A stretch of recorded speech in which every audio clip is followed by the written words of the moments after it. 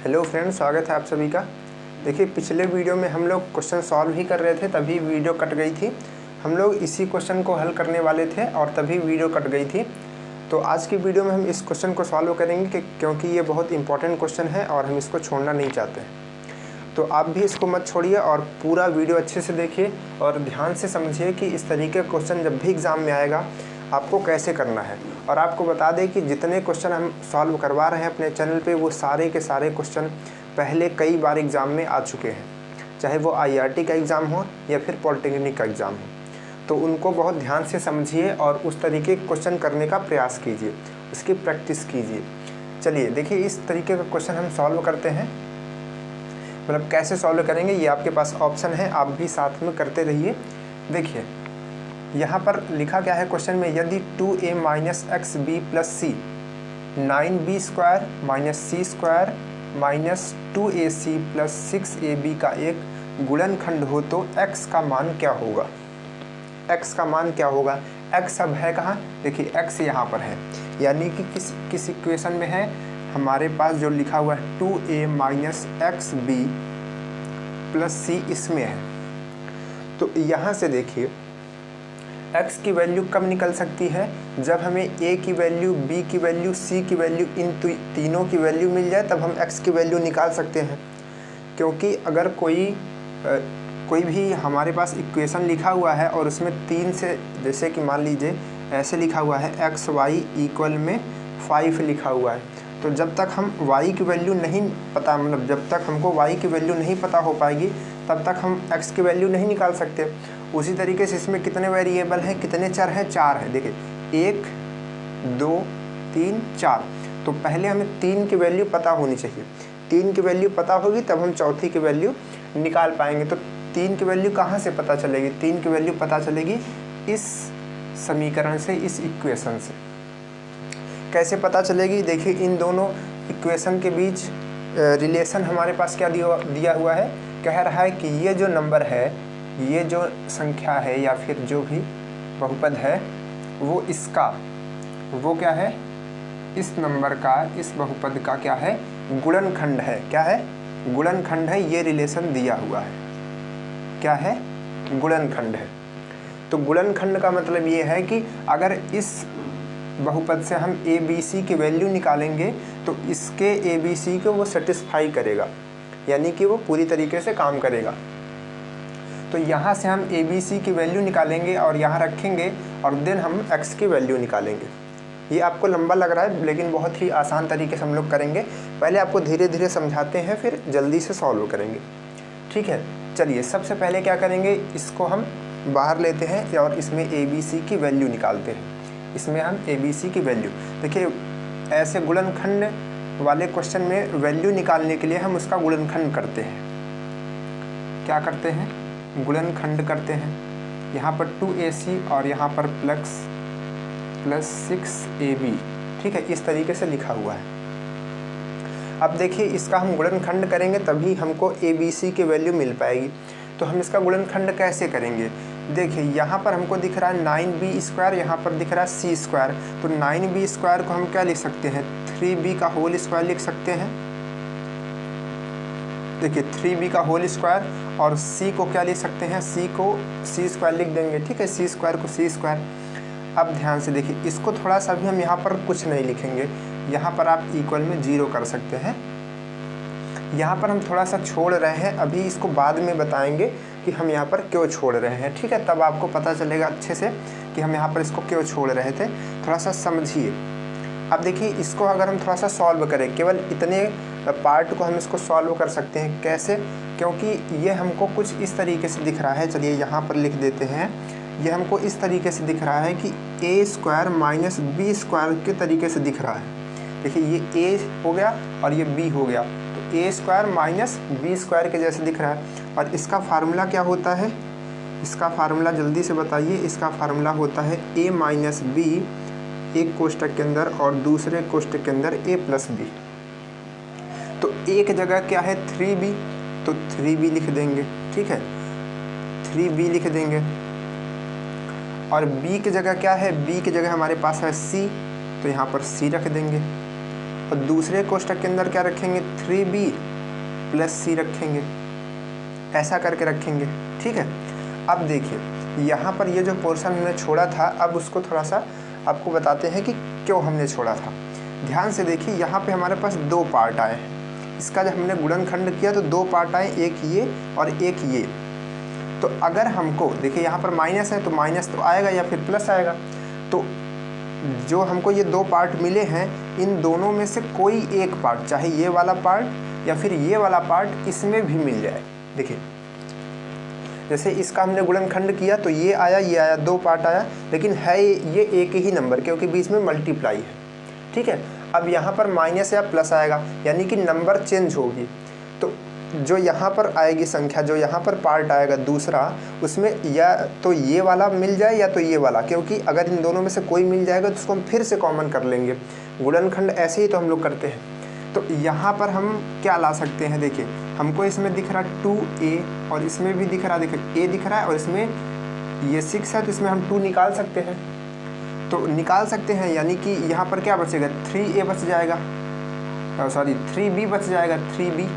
ठीक है, थोड़ा सा ऐसे समझ लीजिए कि इसको हमें सिंपल सा क्या कर देना है, अगर आपको थोड़ा दिक्कत हो रही है, इसको इधर कर देना है और इसको इधर कर देना है, थोड़ा सिंपल समझने के लिए ऐसे। अब इसमें से हमको 2a कॉमन ले लेना है, सिंपल सा। क्या कॉमन लेना है 2a प्लस का 2a। ठीक है, प्लस का 2a कॉमन लेना है, तो 2a कॉमन लेंगे तो यहाँ क्या बचेगा, यहाँ बचेगा 3b।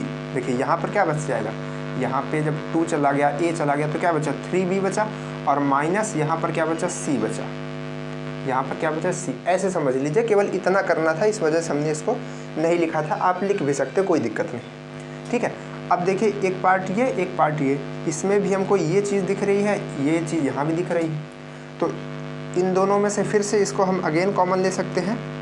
तो यहाँ पर क्या लिख देंगे 3b माइनस c एक कोष्टक के अंदर, और दूसरे कोष्टक के अंदर क्या आ जाएगा ये नंबर, ये क्या आएगी 3b प्लस c, और इसमें बचा हुआ प्लस 2a। इस तरीके से आ जाएगा, यानी कि इस टोटल को हम इस तरीके से लिख सकते हैं। और इक्वल में हम क्या रख सकते हैं, 0 रख दे, या फिर कोई ज़रूरत नहीं है ऐसे। ठीक है, तो इसका हमने गुणनखंड कर दिया। ठीक है, इस पूरे टोटल नंबर का हमने ये गुणनखंड कर दिया, ये वैल्यू आ गई। लेकिन देखिए यहाँ पर हम ABC की वैल्यू निकाल सकते थे। कैसे निकाल सकते थे, अगर इसके 3 पार्ट आते। 3 पार्ट का मतलब अगर ये भी टूट करके एक पार्ट में और हो जाता, यानी कि 3 इक्वेशन बनते पूरे, तब हम इसकी वैल्यू ABC की वैल्यू निकाल सकते थे। लेकिन ऐसा नहीं है, तो फिर कैसे करेंगे। अब ABC की वैल्यू भी नहीं आ रही है, और ABC की वैल्यू के बिना हम x की वैल्यू नहीं निकाल सकते। लेकिन हम थोड़ा ध्यान से समझें, थोड़ा क्वेश्चन को फिर से पढ़ें, तो क्वेश्चन में कह रहा कि यदि ये नंबर इसका एक गुणनखंड हो तो x का मान क्या होगा।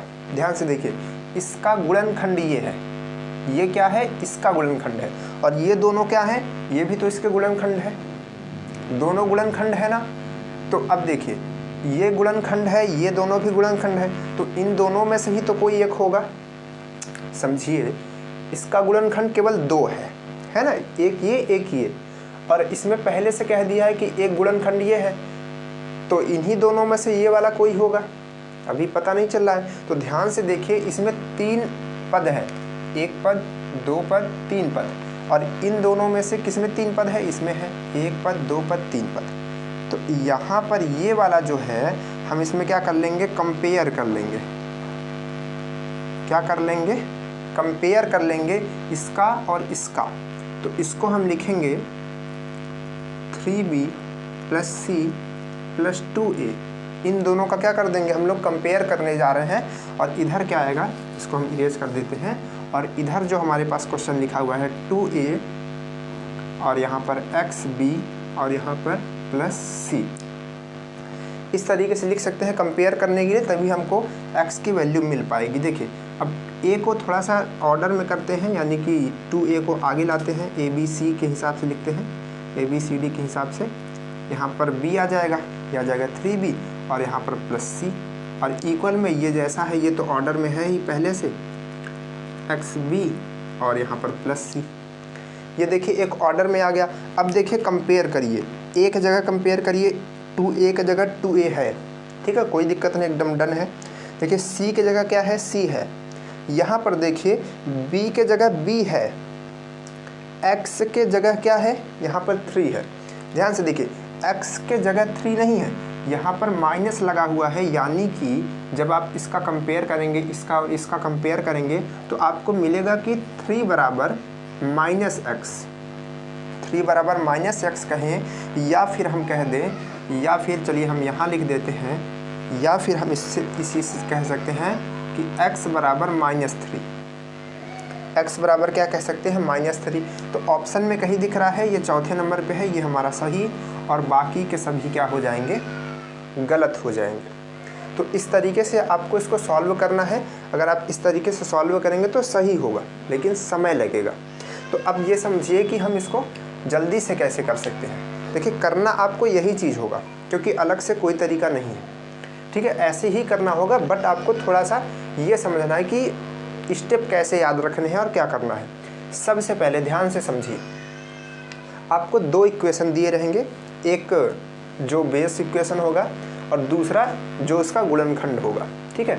तो अब देखिए, ये देखिए कि वैल्यू किसकी पूछ रहा है। देखिए इसमें x की वैल्यू पूछ रहा है, तो x की वैल्यू पूछ रहा है, तो आप देखिए x इसमें है कि इसमें है। कभी कभी ये कुछ नंबर इसमें दे देता है और फिर वहाँ पर वैल्यू पूछता है। तो अगर यहाँ पर देगा तो यहाँ से वैल्यू निकाल के यहाँ रखनी है और x की वैल्यू निकाल लेनी, जैसे इस क्वेश्चन में हमने किया।